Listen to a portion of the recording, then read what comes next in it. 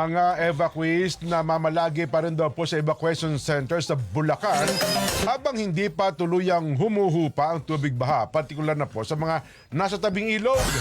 Samantala, 2 individual na natagpo ang patay habang palutang-lutang din po sa ilog. Si Nori Fidel magbabalita. Nori! Bagamat unti-unti nang humuhupa ang tubig dala ng habagat at bagyong Karina, namamalagi pa rin sa mga evacuation centers ang ilan nating kababayan habang hindi patuloy ang humuhupa ang tubig, partikular na sa mga tabing ilog.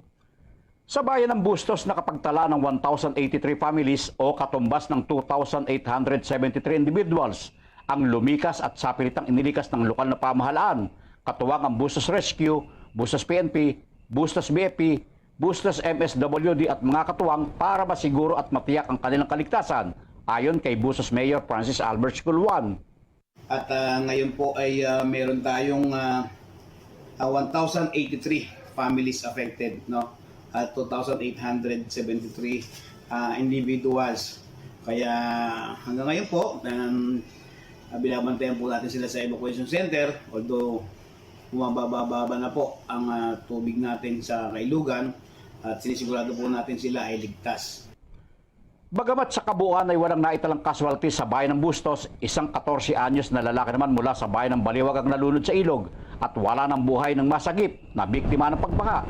At isang babae naman ang hinihinalang mula sa ibang bayan ang nakita ring inanod ng tubig na hinihinalang hindi biktima ng pagbaha dahil nasa stage of decomposition ang makita ang kanyang labi.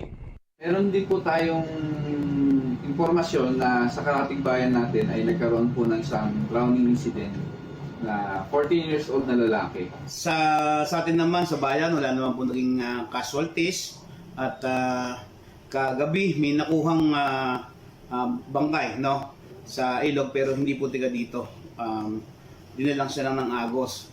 So hanggang ngayon po hinahanap natin kung sino ang mga kapamilya na ito isang babae, no, na nakuha sa ilog.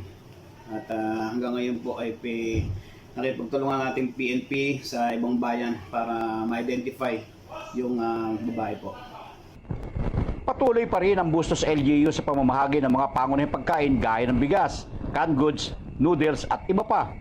Samantala, suspendido pa rin ang klase sa lahat ng antas ng pampubliko at pribadong paaralan, maging ang mga pampublikong tanggapan sa Bulacan, habang hindi pa tuloy ang humuhupa ang tubig baha kung saan isinailalim na sa state of calamity ang buong lalawigan. Nori Fidel, para sa 100% balita.